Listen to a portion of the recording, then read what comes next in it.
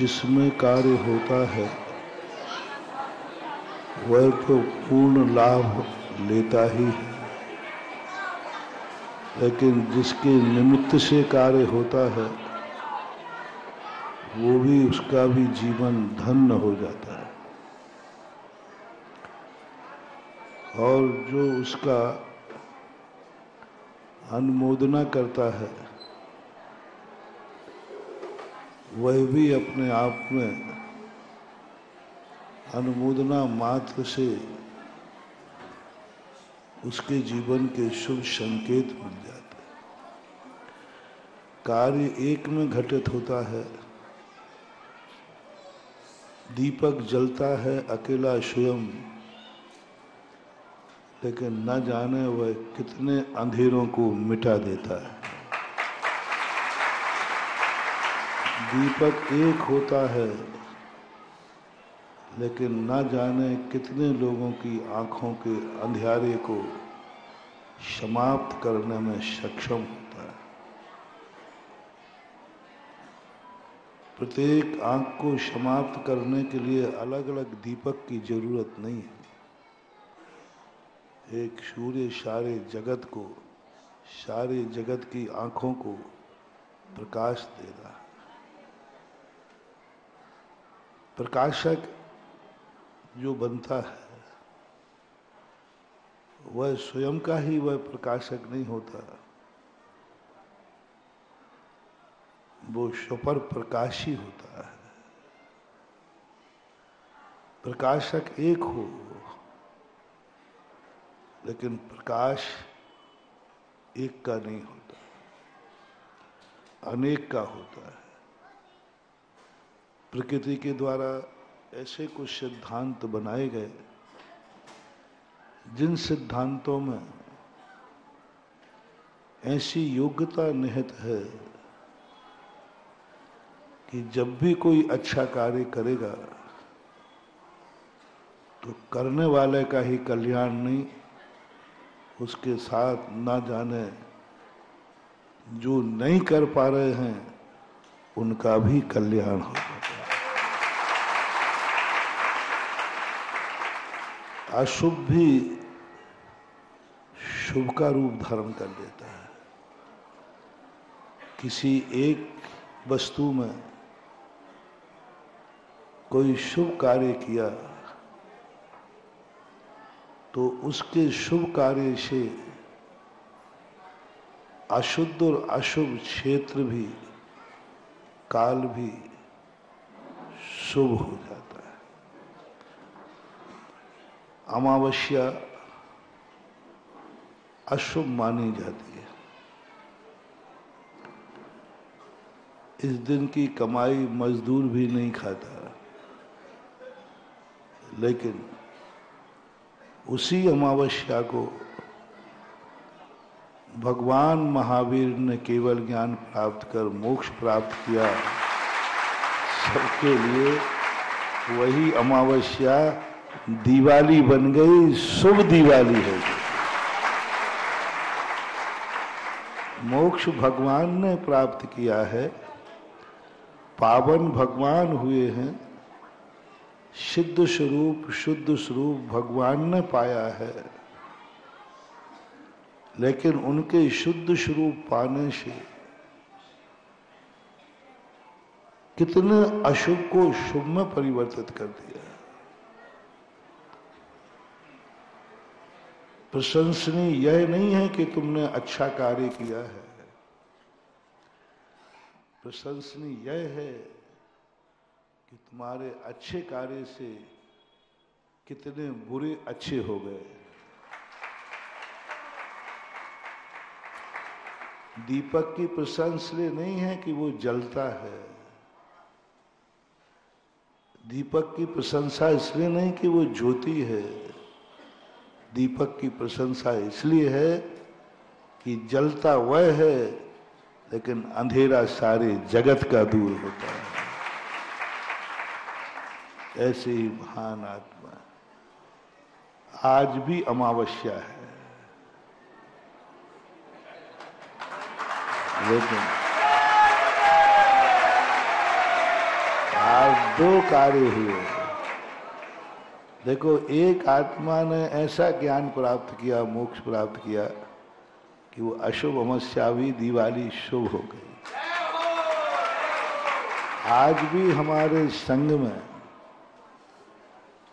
दो मुनिराजों ने, हमारे बड़े भाई योग सागर जी, नियम सागर, इन दोनों ने सागर में अमावस्या को दिवाली, अमावस्या को दीक्षा ली।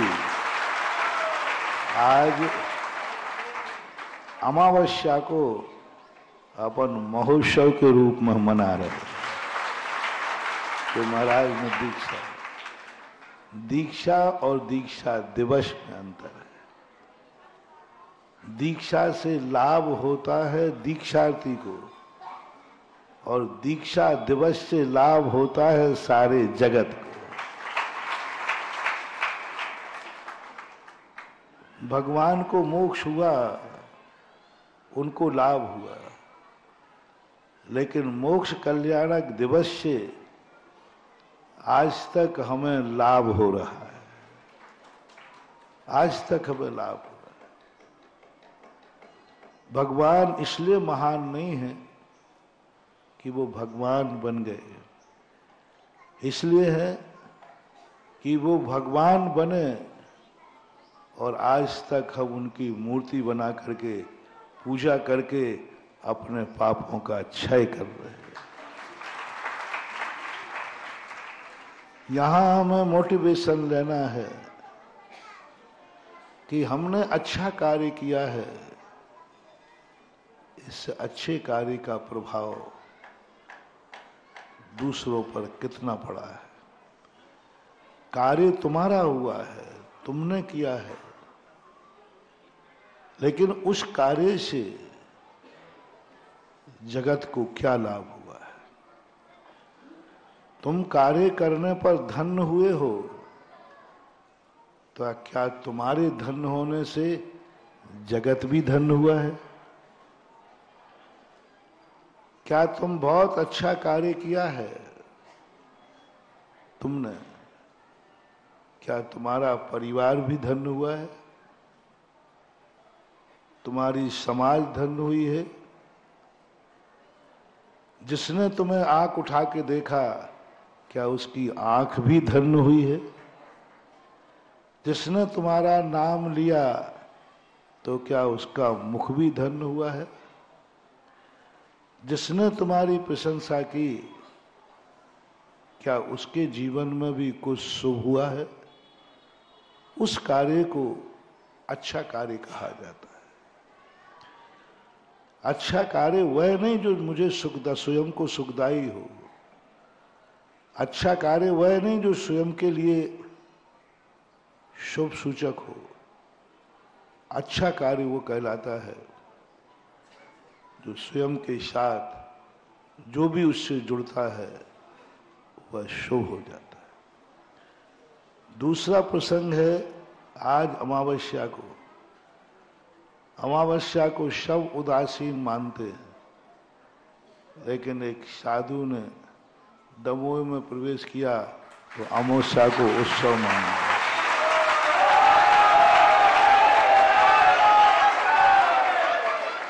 अरे अमावस्या को कोई खुशी नहीं मनाई जाती है। अमावस्या को कोई खुशी नहीं मनाई जाती है, लेकिन कुछ ऐसी शक्ति प्राप्त हो जाती है कि अमावस्या भी दिवाली का महोत्सव है।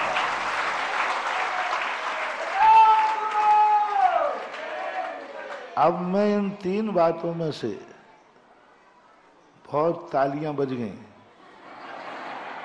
अब बारी तुम्हारी आती है। दीप जला है स्वयं के लिए, लेकिन सारे जगत का अंधेरा मिट सकता है। क्या तुम्हारी आंख खुली है कि तुम्हारी आंख बंद है? अब सौभाग्य को दुर्भाग्य में बदल रहा हूं। दीप जलता है स्वयं के लिए, स्वयं जलता है, लेकिन जगत के अंधेरे को दूर कर देता है विचार इतने कह करके विराम नहीं लेना, इतने कह करके ताली नहीं बजाना, इतने कह करके खुश नहीं होना कि देखो दीप जला और दीप ने सारे अंधकार को दूर कर दिया।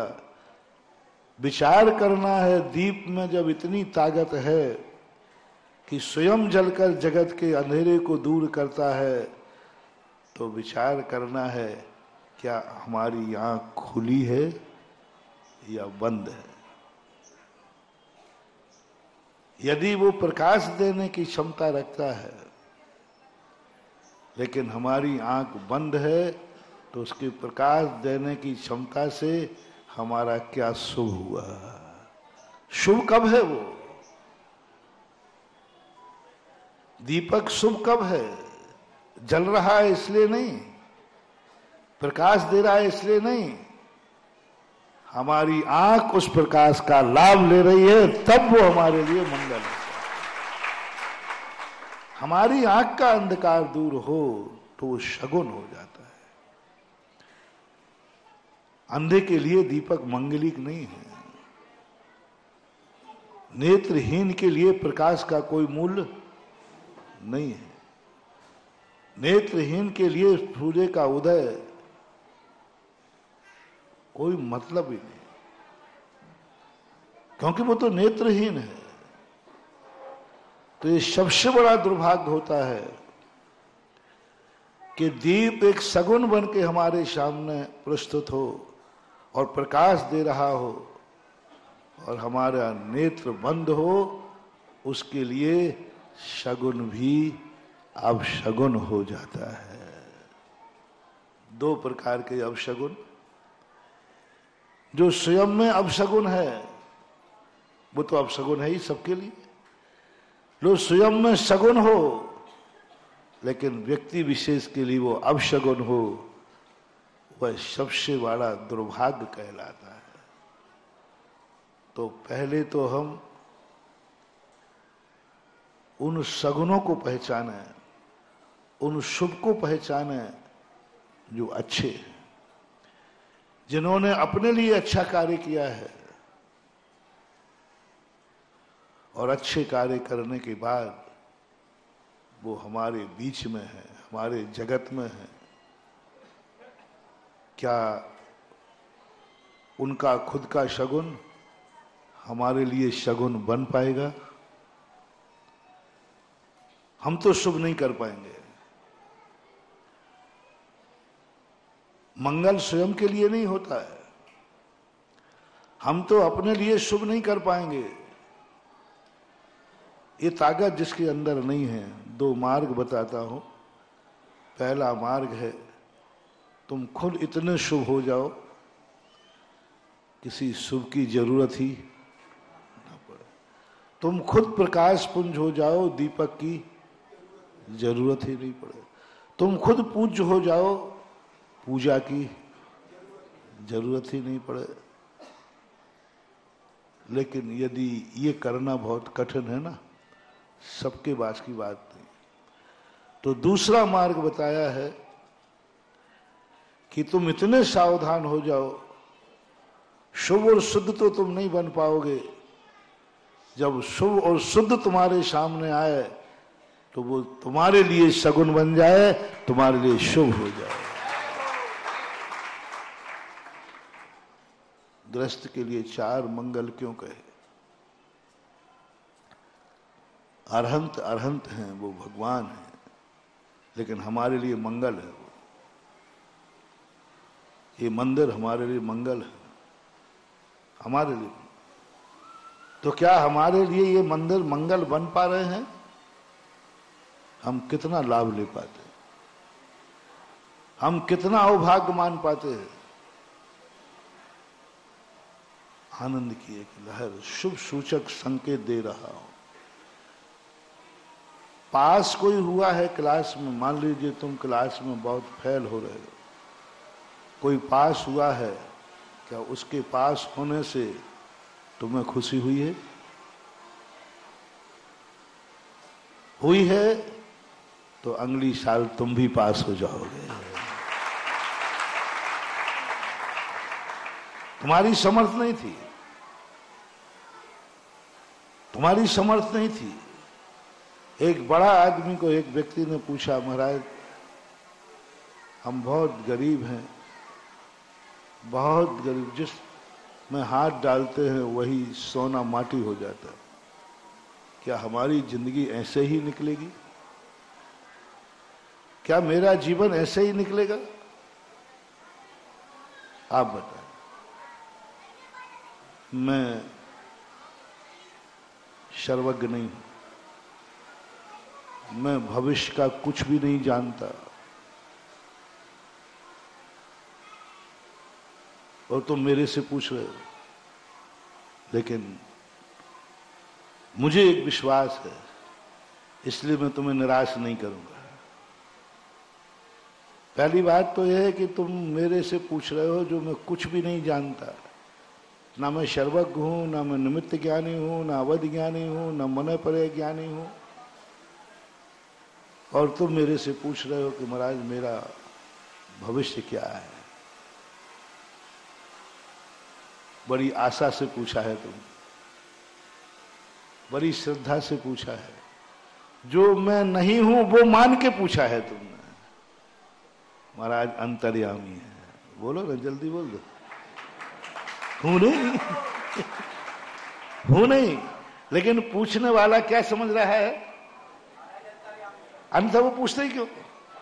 उसका पूछना बता रहा है कि महाराज भविष्य जानते हैं, अन्यथा वो पूछते ही नहीं। और मैं पक्का कह रहा हूं, मैं कुछ भी नहीं जानता। जानते ही नहीं, पक्का है, सही तो यही है।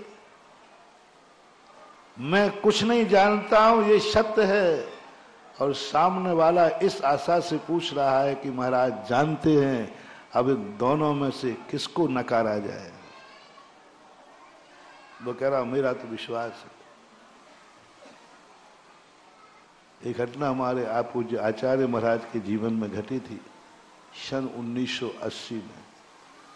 द्रोणागिर के अंदर पहुंचे ही थे, हमारी शुरू दीक्षा, क्षुल्लक दीक्षा थी, 20-25 दिन हुए थे। आचार्य श्री द्रोणागिर में आश्रम में बैठे थे। एक सज्जन ने पैर पकड़ लिए, बोले महाराज हमने, जैन नहीं थे वो, बोले महाराज आप बहुत बड़े साधु हैं, आप अंतर्यामी हैं, आप सब, उन्होंने खूब गा दिए। तो आचार्य श्री कहते भैया मैं ये कुछ नहीं हूं, मैं ये कुछ नहीं हूं। हम जैनी लोगों में साधु सर्वज्ञ नहीं होते। साधु, उसने कहा नहीं, आप छुपा रहे हो, आपके युग में नहीं हूं, मैं जैन नहीं हूं, इसलिए आप छुपा रहे हो। ये आरोप जैसे ही आचार्य श्री पे आया, आचार्य श्री सावधान हो गए। अभी तक तो क्या कह रहे थे, हम कुछ जानते भैया, हमें क्या मालूम, हम तो सामान्य हैं, कल का क्या भरोसा, किसका क्या, और किस्मत को तो कौन बांच पाए। जब उसने आरोप लगाया तो आचार्य ने कहा, ये एक आरोप लगा दिया कि मैं जैनी नहीं हूं, इसलिए आप नहीं बता रहे, या मैं योग्य नहीं हूं। तो आचार्य ने आंख बंद करके कहा, सुनो सुनो सुनो। हम लोग बैठे थे वही, तो हमने कहा शायद आचार्य जी को अब सर्वज्ञता जाग गई। सुनो सुनो, एक उदाहरण देता हूं तुम्हें, सुनो।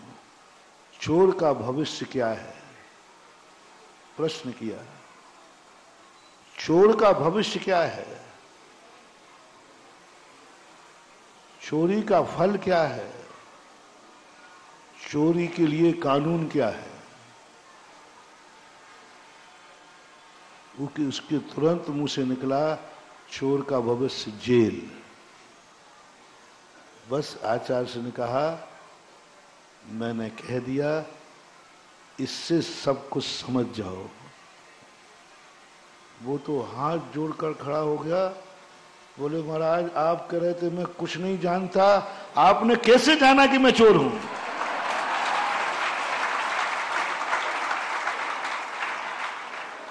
अब देखना धुआं में कैसी लाठी लगी।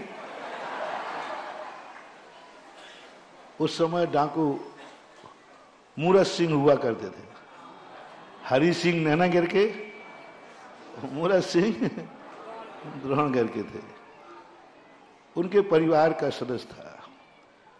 तो महाराज जी आप तो कह रहे थे मैं कुछ नहीं जानता, तुमने कैसे जाना कि मैं, और ये भी आपने जान लिया, मैं तो आपके पास दौड़ा भागा आया हूं, मुझे पुलिस ढूंढ रही है, तो ये भी आपने जान लिया कि मेरा भविष्य जेल है।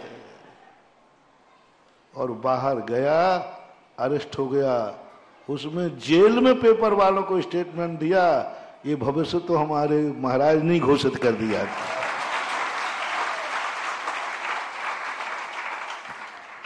अब बोलो हमारे आचार्य श्री सर्वज्ञ नहीं थे, लेकिन सर्वज्ञ से कम भी नहीं थे,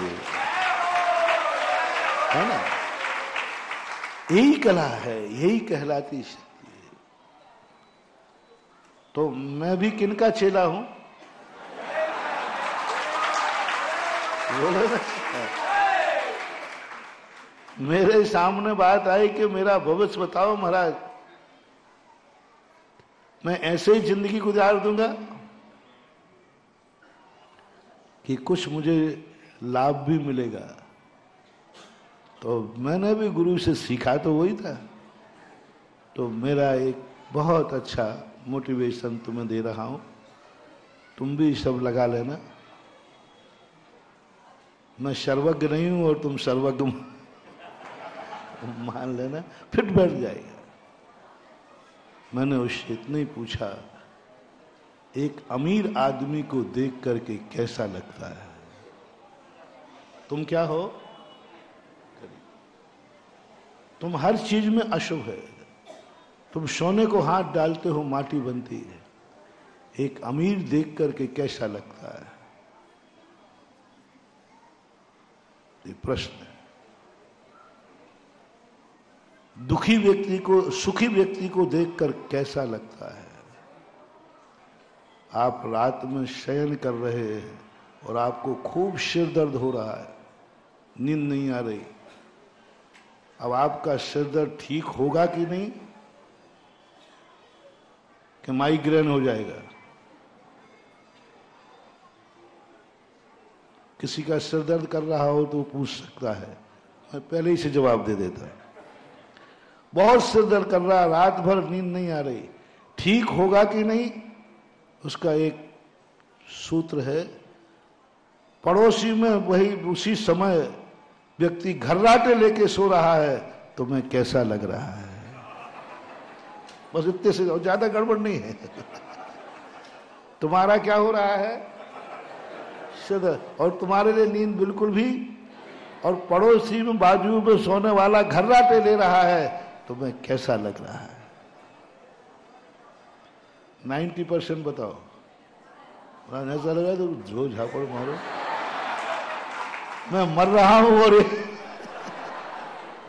बुरा लगता है, बुरा लगता है। बस यही हमारी जिंदगी का भविष्य है कि हमारा सिर दर्द कभी ठीक नहीं होगा। और दवाई लीजिए, सिर दर्द होने से रोने की आवाज निकल रही, तुमने मुंह पकड़ लिया, नहीं मैं पापी हूं, मैंने पाप किया है, मैं नींद नहीं आ रही है, लेकिन मेरे बाजू में एक पुण्यात्मा सो रहा है, इसके पुण्य का उदय है, कहीं मेरे पाप का उदय इसके पुण्य को न छीन लेवे, इसलिए तुमने मुंह पकड़ लिया। धन्यवाद दे रहा है, क्या पुण्यात्मा जी है। जाओ, सुबह सुबह तक तुम्हारा सिर ठीक हो जाएगा। अमीर को देख के कैसा लग रहा है? अमीर को देख करके यदि तुम्हारे मन में आ गया, मैं गरीब हूं, मैं पुण्यहीन हूं, लेकिन जैसे ही अमीर को देखा तो मैं आ गया, आज सगुन हो गया, क्योंकि जो मैं चाहता हूं उसको पाने वाला मिल गया, ये मंगल हो जाता है। इसी प्रकार ये मंदिर है क्या, कोई हम भगवान बन जाते, कुछ नहीं महान हुआ। मंदिर में जाके बस एक ही खुशी है, मुझे कुछ नहीं मिला लेकिन भगवान सब कुछ पा चुके हैं, उनको देखकर जो हमें खुशी हुई, भगवान वो है, सगुन मेरा हो रहा है।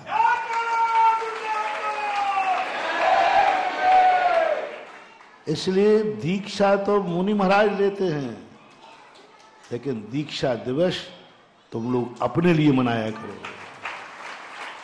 शगुन के लिए मनाया करो। तुमने नहीं ली है, आज तुमने किसका प्रवेश कराया? मेरे प्रवेश कराने से तुम्हें कोई लाभ नहीं होगा, कई बार करा चुके हो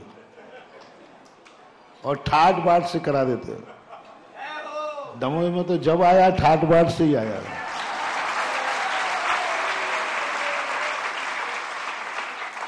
लेकिन तुमने अपने महाराज को प्रवेश कराया है, कुछ नहीं होगा, बस तुमने अपने भाग्य को प्रवेश कराया है, सब कुछ हो जाए। तुमने पुण्य को प्रवेश कराया है, मंगल को प्रवेश कराया है, अपने भाग्य को प्रवेश कराया है। महाराज के लिए प्रवेश नहीं, अपने भाग्य के लिए गुरु का प्रवेश कराओ, तो ये दीपक तुम्हारी आंखों के अंधकार को दूर कर देगा। किसके लिए प्रवेश कराया है? किसके लिए ग्रीष्मकाल चाहते हो? महाराज आपके, क्योंकि वहां कुंडलपुर में गर्मी ज्यादा थी तो यहां आ जाओ, बैठ जाओ। नहीं, महाराज के लिए ग्रीष्मकाल नहीं, स्वयं के भाग्य के लिए ग्रीष्मकाल कराओगे तो ग्रीष्मकाल नहीं, पता नहीं क्या क्या काल और हो जाते हैं और हो जाएंगे। स्वयं के लिए सब वस्तु, अर्थ क्रिया क्या है? निमित्त हमारे उपादान के लिए कारण बन जाए, वो निमित्त बहुत उपकारी हो जाता है। हमारे लिए प्रवेश कराया है, मैंने अपने भाग्य को प्रवेश कराया है। महाराज प्रवेश करके धन्य नहीं हुए हैं, प्रवेश कराकर कौन धन्य हुआ है? भिक्षु और भिखारी में इतनी अंतर होता है। भिखारी को जब तुम भोजन कराते हो तो कौन धन्य होता है? भिखारी। और साधु को जब भोजन कराते हो कौन धन्य होता है? साधु। बस जब निमित्त से पाकर के तुम धन्य होने लग जाओ तो यही धर्म की क्रिया है, और जिसमें कार्य हो रहा है वो धन्य हो जाए तो यही संसार की क्रिया है। कार्य कहीं हो रहा है, लाभ तुम्हें मिल रहा है या नहीं? तुम्हें क्या मिला दीपक के प्रकाश से? तुरंत आंखों की तरफ देखो, क्या मेरी आंख का अंधेरा दूर हुआ है कि नहीं? क्या यह प्रवेश हमारे लिए मंगल बन पाएगा? क्या महाराज का आगमन हमारे लिए शगुन बन पाएगा? क्या महाराज का जो शुभता है वो हमारे अशुभ को परिवर्तित कर देगी? क्या महाराज का आगमन अमावस्या को दिवाली बना देगी? बाहर की नहीं, बाहर की नहीं, अंदर की। क्या हमारा अंधकार कुछ कम हो पाएगा? यदि कलते हुए साधु की आगमनी पर तुम्हारे अंदर का कुछ प्रकाश, अंधकार भाग रहा हो, प्रकाश प्रकट हो रहा हो, तो जाओ, तुम्हारे लिए बहुत शुभ लक्षण है। अब तुम मेरा शुभ करना चाहते हो कि अपना शुभ करना चाहते हो? मेरा शुभ तो तुमसे करवाऊंगा नहीं, तुम्हारे बस की भी नहीं है। तुम मेरा क्या शुभ करोगे? देवी फिरे दिनों की मारी, पंडा कहे सीधो लाओ।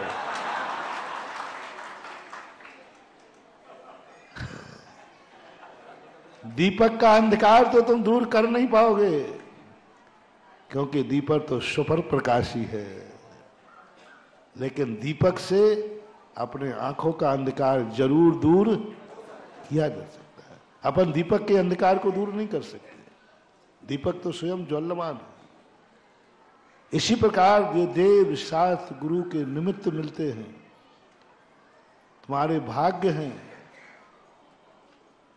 तुम्हारे भाग्य हैं कि दमोह में हर साधु को आना पड़ता है।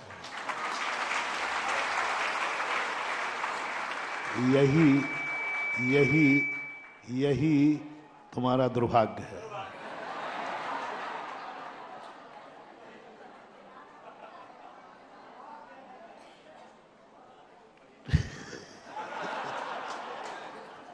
थोड़ा मेरे प्रवचन बहुत सावधानी सुनना, नहीं तो पागल हो जाओगे। हर साधु को यहां से आना पड़ता है। हम ही कितने बार आए, वहां कुंडलपुर के कारण आए, ध्यान रखिए। जितने बार आया कुंडलपुर के कारण आया, दमोह के लिए तो कभी आया ही नहीं। ये तुम्हारा दुर्भाग्य है। जितने बार आया कुंडलपुर के लिए आया, ये तुम्हारा सौभाग्य है कि तुम कुंडलपुर के रास्ते में हो तो हर साधु का सानिध्य मिल जाता है। लेकिन तुम्हारा दुर्भाग्य है कि हर साधु कुंडलपुर के लिए आता है, दमोह के लिए आते ही नहीं है। तो वो आगवानी तुम्हारे लिए कल्याणकारी होगी जो दमोह के आने के लिए हो और दमोह के लिए। ये तो कुंडलपुर के आने जाने वाला जनसंघ बन गया है दमोह। आओ साहब, जाओ साहब। हनौती से ले लिया, बांसा भेज दिया, बांसा से ले लिया, हनौती भेज दिया। नमो तु भगवान, पधारो सा, पधारो सा। राजस्थान में चलता है पधारो सा। आ रहे हैं तो भी पधारो सा, जाने वाले को भी कहते पधारो सा, आने वाले को भी कहते हैं। और दमोह भी ऐसे ही है, आओ साहब, जाओ साहब। दमोह के लिए जब साधु आता है, वो आता नहीं है, उसे लाया जाता है। लाया जाना और आने में कितना अंतर है? आना, जाना, ये साधु की नियत है। ये साधु की नियत है। वो तो आएगा, वो तो जाएगा, लेकिन लाना ये साधु की नियत नहीं है, ये श्रावक की नियत है। और श्रावक की नियत जब बन जाती है, वह चीज तुम्हें शगुन बन जाती है। कभी लाओ रे, फिर ग्रीष्मकाल कराओ रे। अभी तो हम लोग आने जाने वाले रिजर्वेशन करा करके आते हैं, और रिजर्वेशन करा करके, अब रिजर्वेशन पहले ही से है तो मैं करूं क्या? जितने महाराज निकल रहे हैं सब रिजर्वेशन करके निकल रहे हैं। आजकल रिजर्वेशन का बड़ा जमाना है। पहले बिना रिजर्वेशन के चलते थे, जाते थे, फिर बाद में। आजकल तो कोई यात्रा बिना रिजर्वेशन के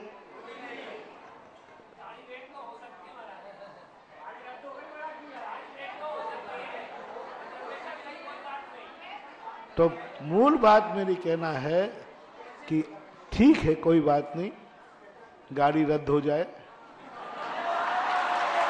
कोई बात नहीं, कोई बात नहीं, गाड़ी बिगड़ जाए। लेकिन सवाल है कि रद्द और बिगड़ने के बाद क्या तुम्हारे लिए भाव आएगा कि ये गाड़ी मेरे लिए रद्द हुई है? वहां भी देख लीजिए। कभी ऐसा एहसास करो कि गुरु आए हैं, दमोह के लिए आए हैं। गुरु जाएंगे तो दमोह से जाएंगे। अभी तुम किसी अनजाने से पूछना, महाराज कहां से आए, महाराज कहां से आए हैं? कुंडलपुर बांधकपुर, एक ही कुंडलपुर ही बोलेंगे, कोई दमोई नाम लेने वाला नहीं।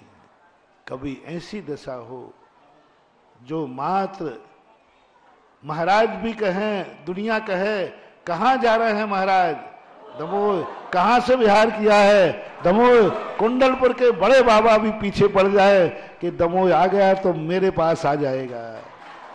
अंतर आ रहा है, दमोह आएगा तो बड़े बाबा को के पास जाएगा, अभी बड़े बाबा के पास जाता है सो दमोह है। थोड़ा सा पलट दो, बड़े बाबा के साधु जाता है सो दमोह आता है। ऐसा कुछ करो कि दमोह साधु आवे और वो बड़े बाबा के पास जावे।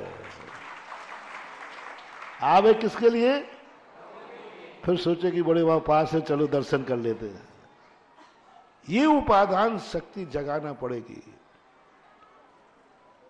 और ये उपादान शक्ति को जगाने का तरीका शुरुआत यही है कि कभी गाड़ी रद्द हो जाए या गाड़ी पानी पेट्रोल के लिए रुक जाए या बिगड़ जाए, उसको अपने उपादान के लिए शगुन मान लो कि अब जितना दिन मिला है वो महाराज नहीं रुक रहे हैं, हमारा भाग्य रोक रहा है,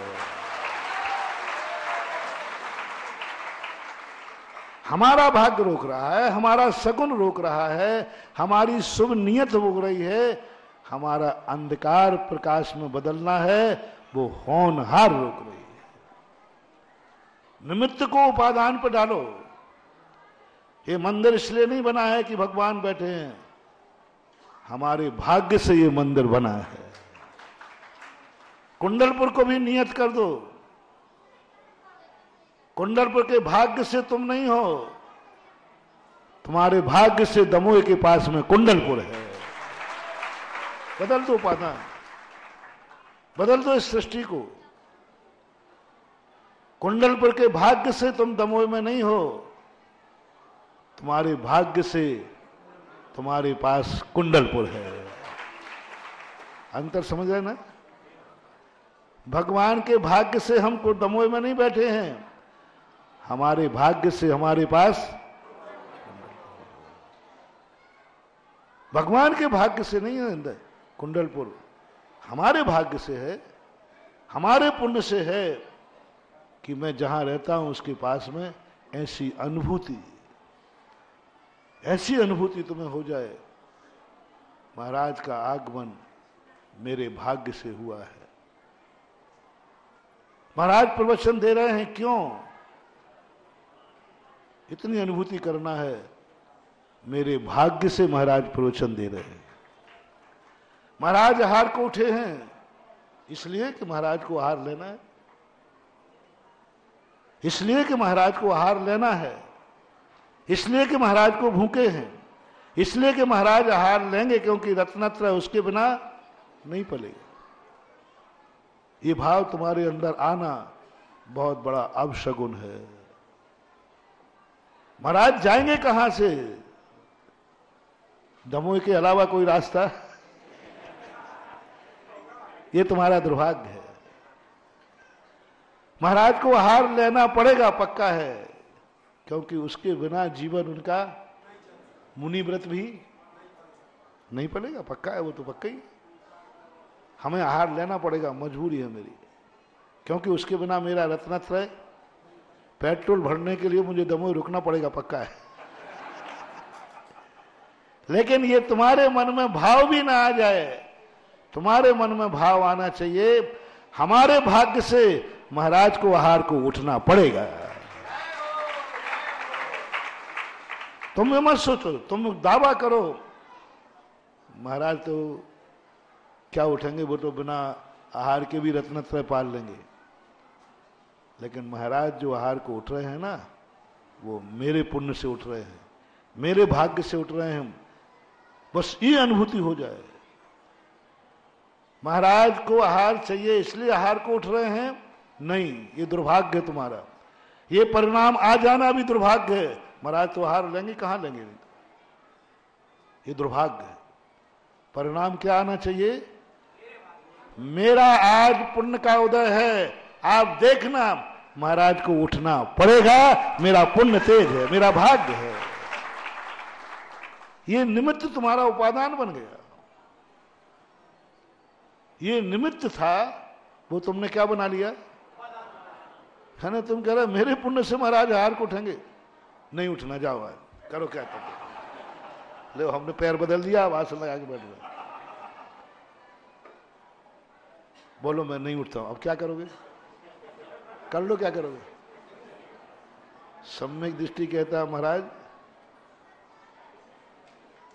भक्त से मत टकराओ, मैं दावा करता हूं मेरा भाग्य होगा तो आपको उठना पड़ेगा। ये अंदर की आवाज आ जाए, समझ लेना ये निमित्त तुम्हारे बहुत बड़े शगुन बन गए।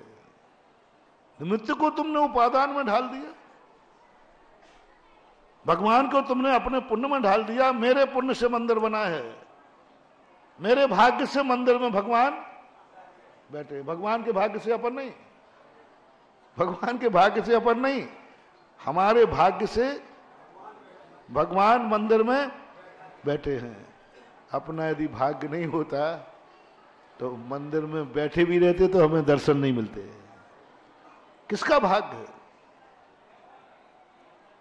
ऐसी निमित्त शक्तियों को यदि हम उपादान की शक्ति बनाने महानुभाव, पर अमावस्या की चिंता मत करो, अमावस्या भी दिवाली हो जाएगी। निमित्त को शुभ बनाने की चेष्टा मत करो।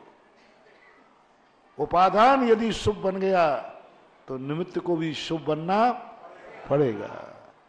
महावीर ने शुभ मुहूर्त नहीं देखा, उन्होंने कहा कि नहीं, यदि मेरा उपादान शुद्ध है तो अमावस्या को दिवाली बनना पड़ेगा, और बन गई।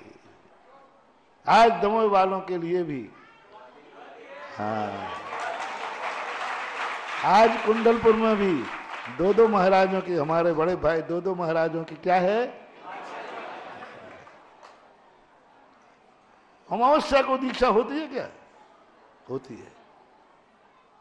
यदि शुभ हो जाए, अमावस्या भली अशुभ हो लेकिन दिवाली, बोलो ना, अमावस्या भली शुभ हो लेकिन दिवाली, और दिवाली किस दिन आती है, बस यही तो है। ये कला हमारे जैन दर्शन की है। इसी कला का नाम है अनेकांत, इसी कला का नाम है शादवाद, और इसी कला का नाम है जैन धर्म। संसार के सारे धर्मों में मात्र एक कला जैन धर्म के पास है, जैनी के पास है, सम्यक दृष्टि के पास, किसी के पास नहीं। हर दर्शनकार ने कभी निमित्त को उपादान नहीं बनाया, निमित्त का होके रह जाता है। होगा वही जो भगवान को करना है, जो कुछ होगा भगवान की मर्जी से होगा, भगवान से भाग्य से होगा। जैन दर्शन कहता है भगवान भी आएंगे तो हमारे भाग्य से आएंगे, भगवान का दर्शन भी होगा तो हमारे भाग्य से होगा, और महाराज का दीक्षा दिवस भी मनाएंगे तो महाराज के भाग्य से नहीं, और महाराज हार को उठेंगे तो, जोर से बोलो ना, इतना तुम्हें दावा है, पक्का, अपने पुण्य पर भरोसा है, तो चलो मैं उठ जाता हूं। महावीर भगवान की जय।